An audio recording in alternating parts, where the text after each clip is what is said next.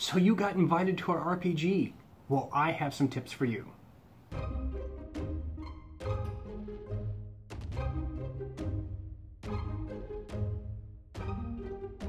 Okay, I hope you can hear me over the rain, but this is one of those basic episodes, so if you are an expert player, this is probably not the video for you, but a great video to share to those new players. We're going to start off with, what is an RPG? How do I play? Does it cost any money? What are those dice things? Some role-playing etiquette? And if you wait to the very end, I'll give you some tips that most game masters don't think about telling you. So you got invited to play a role-playing game for the first time. Awesome. Welcome to the hobby. So, if you're watching this, you're probably thinking, what do I do? Well, this video is for you. So let's first start off with, what is a role-playing game? So, role-playing game, basically what you're going to be expecting is to sit around a table. No silly costumes are necessary.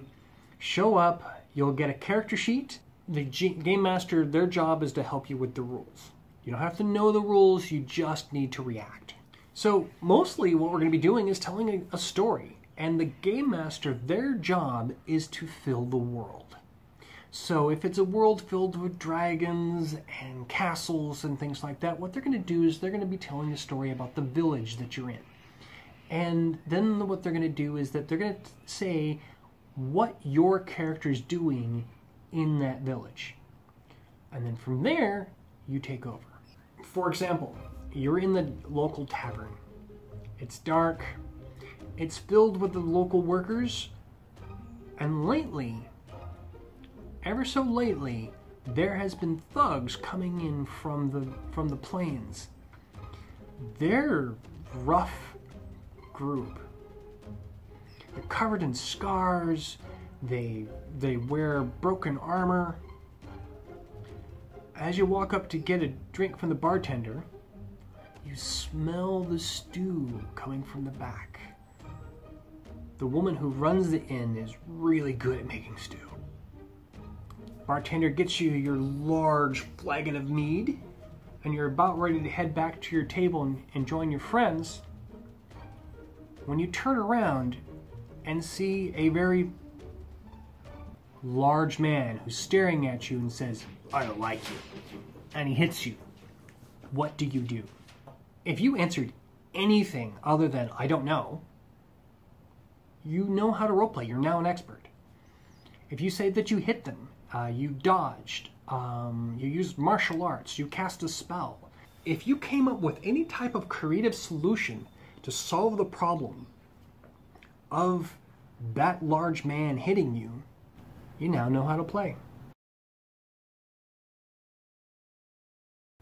So you're probably wondering, what does it cost to play? Other than buying some dice, which you don't need to do, unless you're going to be running the game yourself, it's going to cost you nothing. Let the game master, the game master's already bought the books, so just sit back and enjoy. If it turns out that it's something that you really enjoy, the books are not expensive. Most books are under $100, and I'm speaking in Australian dollars, so it's not expensive, and it's definitely worth it. Dice. Everyone asks about the dice. I'm not going to tell you what they're for, because there's too many games out there. But what I am going to do is that I'm going to make it so you can identify them, so if the GM says, pick up D4, you know what to do. And it's okay if you forget which ones are which. So, we're going to start off with the D4. The D6, this is a classic. A D8. A D10. A D12. And the classic D20. Now, the GM may also ask you to roll percentile, and that's where you get two D10s. One is in the tens place, and the other is in the ones place. So let's talk about some role-playing etiquette. As geeks, we have our own etiquette. It's not so bad. So the first thing you need to know is be respectful to the GM. If the GM says something, it goes. It's their world. and you pretty much have to deal with whatever, well, your character has to deal with whatever goes on in that world. So be respectful to them. After all, they have bought all the books, they have researched all the rules, the world. They've spent hours writing the story that you're about ready to play in. So it's a good idea just to be respectful. You don't have to call them sir or anything else like that, but just be thankful for the amount of effort that they've put in. Bring snacks and beer. We like snacks and beer, and be prepared to share. There's nothing worse than having someone who shows up bringing really good smelling food, but only enough for themselves. So if you could bring food, expect to share. Bring a 6-pack of beer. That's great. And if you really, really want to be nice, ask the game master what their favorite drink is. Don't touch someone else's dice without permission. I personally don't have a problem with it. I actually put my dice in the middle of the table and anyone can use it. I don't care. However, some people get really touchy about that. So don't touch someone's dice without asking for permission, even if it's your turn. Say, hey, can I borrow that? And most of the time they'll be okay with it. Don't talk over other players. So this is kind of a problem that even experienced players go through. And that is that we do have a lot to say. And because of that, we do tend to talk over people. So try not to do that. Now, it is important that if you do have something to say, it's okay to interject. Just be careful not to talk over someone. And you can always just, wave your hand and the game master will go, you, what do you have to say? So you want to help out the show? Click subscribe. Click on the little notification icon. You'll know when I publish next. Buy a copy of Roll vs. Roll. It's not expensive and it'll help out your role playing. Leave a comment. Talk to me. I love to talk to people. Except for trolls. I just delete them. Watch our playlists. I am gathering up all kinds of playlists from other developers. Some really great stuff. Subscribe to our newsletter. So we're going to be doing some playtesting soon, and we're going to pick the playtesters from our subscriber list.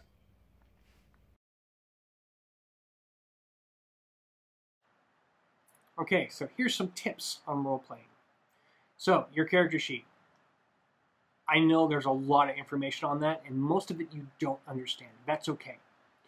The key thing to look at is your attributes, or your stats. So, it's going to have these numbers, and they're not going to mean a lot. And depending on which game system, a 6 may be high, or it might be really low. So what you want to do is you want to ask the game master, what is average for a human? So in Shadowrun, average is 3. So if I say that someone walks up and they have muscles that give them the idea that they have the strength of a 7, you know there's something really wrong and you should probably not piss them off. At the same time, if someone says that they have an intelligence of a 4 and they're playing D&D, they're dumb as a rock. There are no stupid questions in a role-playing game. In fact, most of the games are done by you asking questions. Hey, what's in here? What's over there? Do you think that orc saw me? Does that dragon look like it's hungry? Questions like that are not stupid. It's also okay to say, hey, what does this spell do? Here's a tip I almost forgot. You should ask your GM what sort of films or books or TV shows you should be watching to get a feel of what the world is all about. So for example, if I'm going to be running Shadowrun, I would be telling you to watch Blade Runner for the general feel, the original Ghost in the Shell for like plot, and then take a look at Leverage for how the players are going to be expected to interact with each other. That will really help kind of give you an idea of what is kind of expected, what's going to feel. And don't worry, you're not expected to, be perfect the very first time. Don't worry about that. Just get a feel of it, and then once you do that, it'll be a lot easier.